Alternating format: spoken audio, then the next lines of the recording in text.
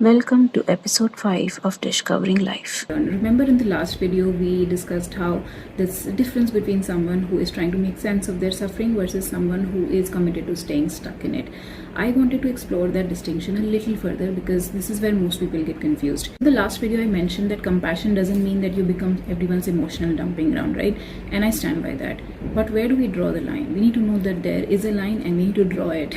So let's imagine that you are on a boat and there is this other person that you're in a relationship with is also on a boat. It could be a parent, a sibling, a friend, just anybody, or a romantic partner. Okay, so maybe at one point your boats were probably moving in the same direction, but now you have begun choosing something different.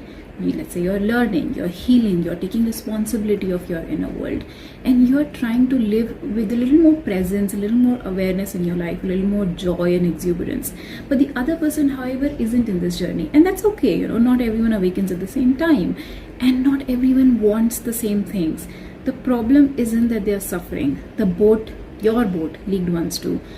Mine certainly did. But the problem is that they have no intention of rowing. And perhaps they insist that there isn't even a leak, or they keep punching more holes into the boat, while blaming the ocean. Healing requires consent. You cannot heal someone if they do not want to be healed.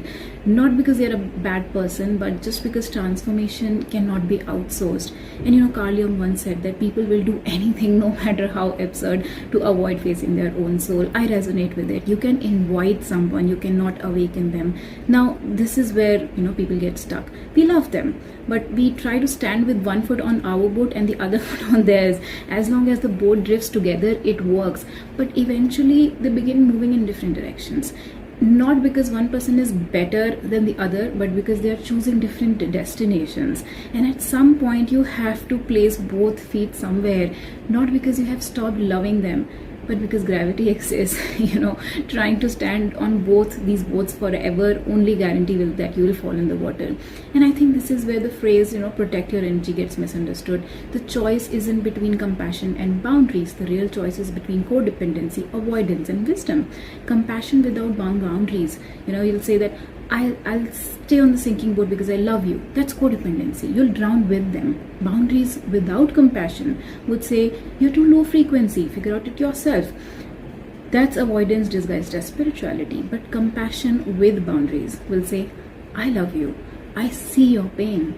I know another way is possible. I will walk with you if you choose to walk, but I cannot choose it for you. And I think that's where the wisdom lives, because there's something I have realized. Victimhood in itself isn't addictive. Identity is. If I have spent 20 years believing that I'm the one that everyone abandons, I'm always the misunderstood one, no one is there when I need them, then letting go of that story wouldn't just feel like healing. It would actually feel like losing myself.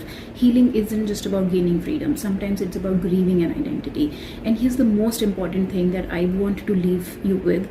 You do not walk away because someone is suffering. You walk away when your presence has become an enabler for their unwillingness to heal. That's a very different reason. One says, I can handle your darkness. The other says, I can sit with your darkness, but I cannot build a home there. To me, that's the bridge between compassion and boundaries, because love doesn't require me to abandon myself, and self-preservation does not require me to abandon my compassion. And I can offer you my hand, but I cannot row your boat for you. Thank you.